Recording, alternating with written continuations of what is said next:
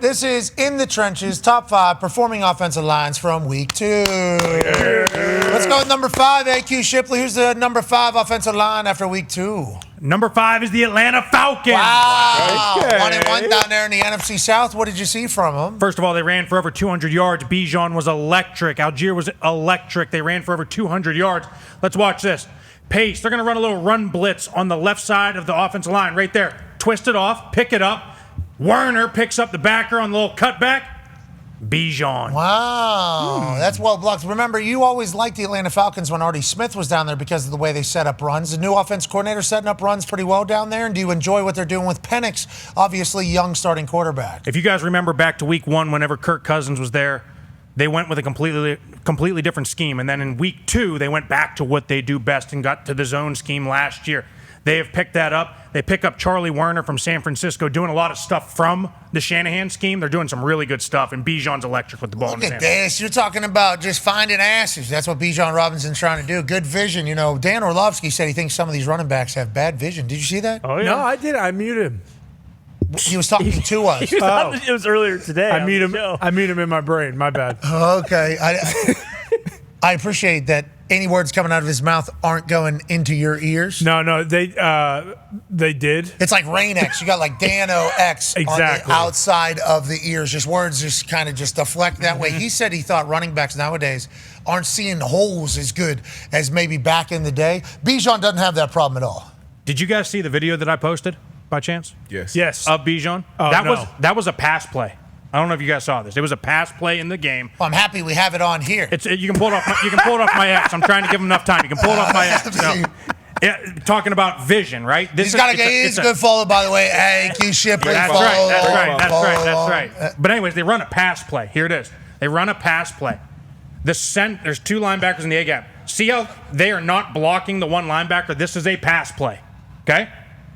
It just hits Bijan in the arm because the center had a bad snap. He grabs it and talk about vision. What? One little cut. This is a pass play. This isn't a draw. If this was a draw, the left guard would be blocking the linebacker in the left A gap. Pass play. Bad snap by center. Hits him in the arm. Grabs it. Are you going to run the fucking play on this thing? What is?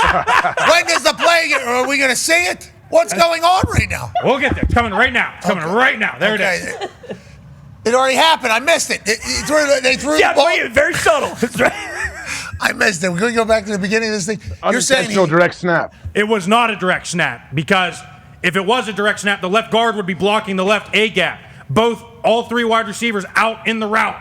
Every single offensive lineman never turned this into a run block. If it was a direct snap, they would turn it into a run block. Add it to the playbook. Add it to the playbook. A direct snap where Bijan steals it basically and finds that hole. Goes. But you're talking about finding holes, I think, there. Wow. Bingo. Look at how skinny he got in there and kept Just it moving. vision. They're using Bijan. Atlanta Falcons offensive line's doing their thing. They're the number 5 performing offensive line coming out of week 2. Who's the number 4 offensive line out of week 2? The San Francisco 49ers. Wow, undefeated out there. Mac Jones. Who? Mac Jones. Who? Mac Jones. It was great to see this unit perform the way that they did because after week 1, they said Trent Williams was dead. Who said that? They said Trent Williams isn't the same Trent Williams. Not us. Said he stunk. They did. They said he stunk. Everybody out in Seattle, and I think that has a lot to do with Seattle being better than we're giving them credit for. But this unit, back. They looked back. And when you look at this play right here, watch. We always talk about creating matchups. Send the tight end in motion. Leave him for the fullback. Cam Jordan thinks he's getting blocked. Boom, easy reach. Look at 64 Brendel downfield. Keep going.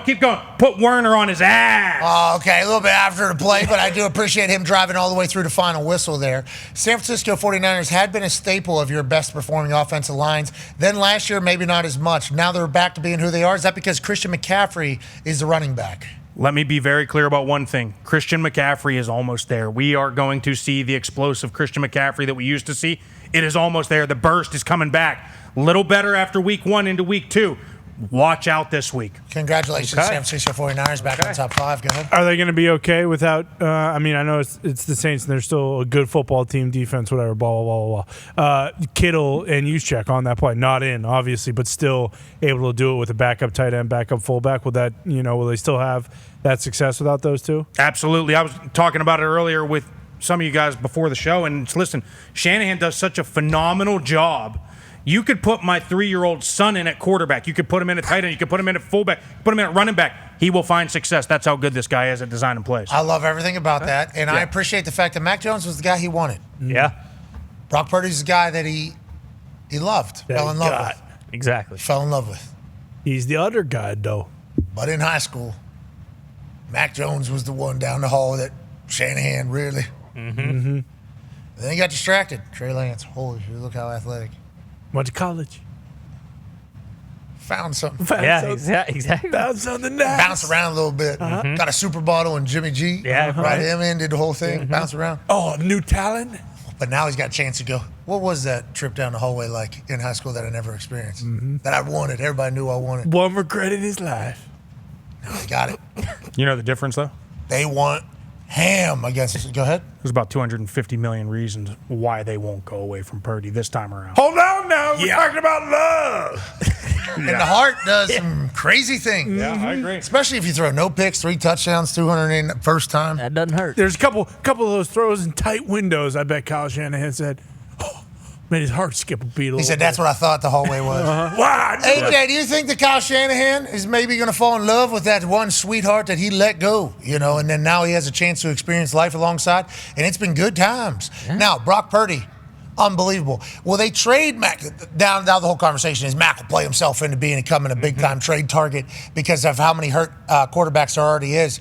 Or will they want to keep him as a backup to have good quarterbacks? How do you see the San Francisco 49ers situation shaping up in the long run? Man, I think they're going to want to keep Mac on the roster as a good, solid backup when they possibly could need him in the future. But it is going to be weird if Mac goes on a big run and then all of a sudden Brock comes in and maybe struggles early on. That creates some issues. Oh, no. Purdy for Myles Garrett and Jerry Jeudy? I don't know. Does that help the Niners a little bit? And does that help the Browns? A lot of it. Yeah, what's that? Yeah. Did I just create the move? I don't know if Myles Garrett will be in there. But hey, Jerry Jeudy going out to the San Francisco 49ers. Now, granted, we love Jerry Jeudy in the dog pound. Yeah. Jerry Judy's our favorite player. But I want him to win a Super Bowl, damn it. And maybe he'll be a part of assisting the Cleveland Browns into getting one, Sure. Maybe Brock Purdy goes there and he is the guy that leads them. Maybe he's the perfect guy for the Cleveland Browns and what they need, for everything he's able to do. But if Mac Jones becomes the guy and you got Jerry Jeudy out there alongside and everybody's healthy, he's backup tight end guy, unbelievable. Conscious. Imagine him and George both. Yeah. I mean, now we're like Unstoppable. And Brock Purdy, right? That's the ball. Yeah. He likes him. Pearsall has been really, really good. And then, of course, Juwan Jennings, who got hurt week 1, he had like a massive day. 50-yard touchdown. So when Brock Purdy gets back in this offense, we believe that it's going to be great. But boy, if Mac Jones plays really well here and then Brock comes back in the first drive, they go 3-0. And then the second drive, maybe someone fumbles. And then the third drive, is there an interception? Maybe Kyle. I don't even know. I don't know if he even gets out there because maybe the third drive, Kyle looks over at Mac and he, hearts are popping up in his brain. And he's like, I got to go with my heart, damn it. I'm sorry. All this money, out the window. We want Myles Garrett anyways. Give me Mac Jones. It's a crazy situation, especially for Brock Purdy. Now, Brock Purdy just got paid a lot of money, so he can laugh all the way literally to the bank on any situation if he had to, and he's earned that money in there. But if the San Francisco 49ers are good, the NFL is good. Sounds like their offensive line is going to be great. Who's the number 3 offensive line coming out of week 2 of the NFL season? I love this unit, the Seattle Seahawks. Wow, 1-1 record out there, Seattle. Very easily could be 2-0. I mean, they played really well against the 49ers in week 1, and it starts with their offensive line. They got a fullback again. Ousts the rookie out of Alabama. Also, the other circle, Gray Zabel, rookie out of North Dakota State, first-round pick, single. Let's beat the shit out of the nose guard. Double pancake at the second level. Pittsburgh Steelers defense, dead. Whoa! On this play, you're saying. On this play, 2 rookies obviously have 3 pancakes in one drive.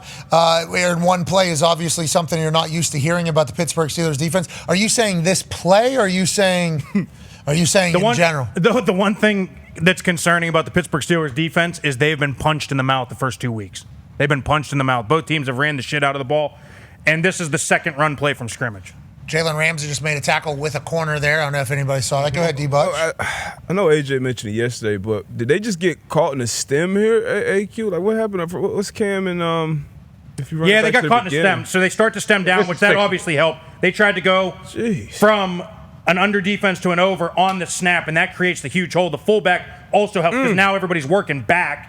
Fullback, double pancake. That's box it incredible. in. AJ, your thoughts? Yeah, what were you saying?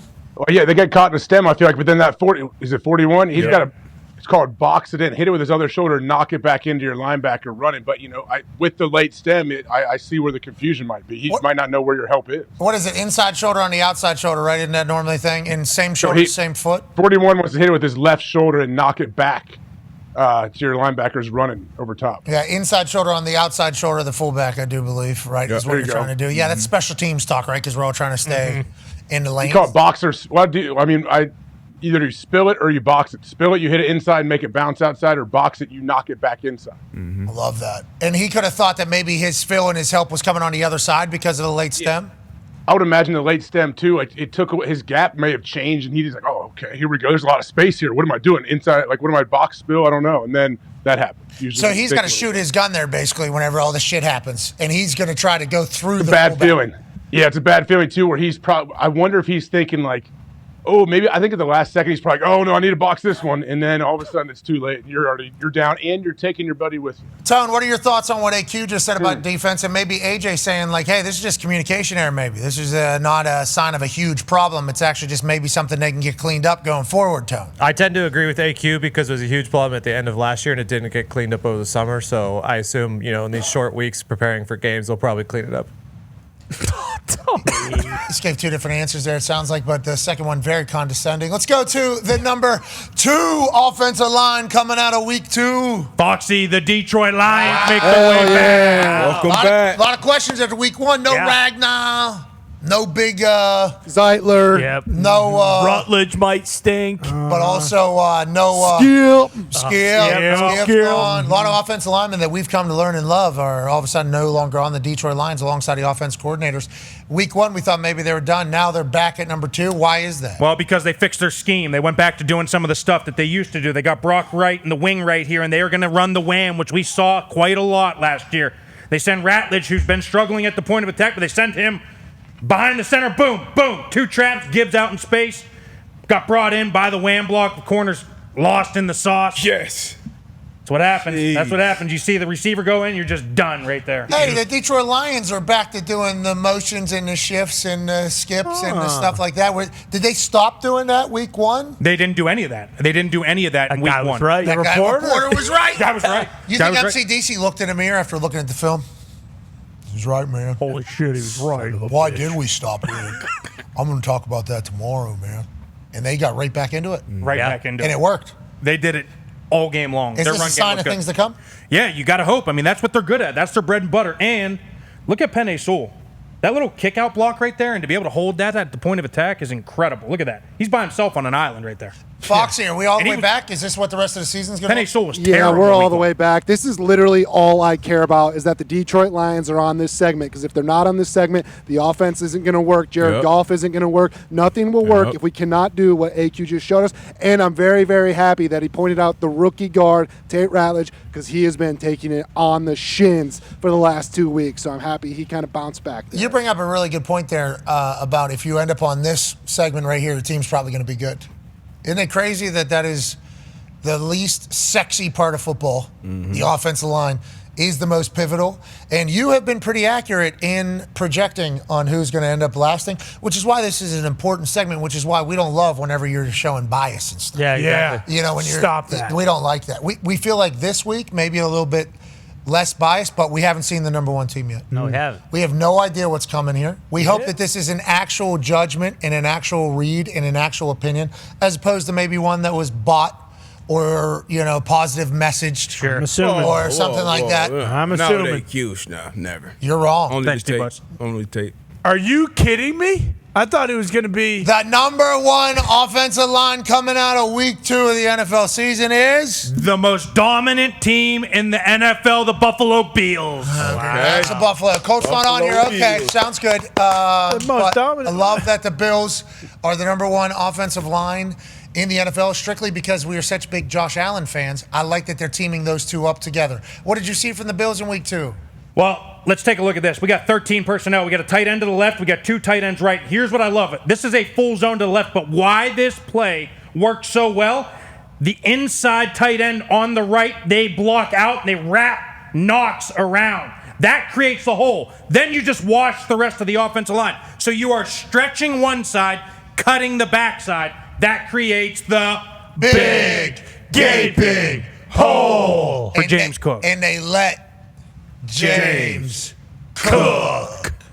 All right, Buffalo Bills, new stadium, new vibes. Hard Knocks Great play episode. design, AQ. Sorry, Pat. That's great No. play design. Wasn't it, AQ, with that little fold block? Huge. I mean, it doesn't always work out because tight ends are probably the worst blockers. They have the hardest job, in my opinion. They have to learn the whole offensive line scheme, and they got to run routes, right? So they got the hardest job.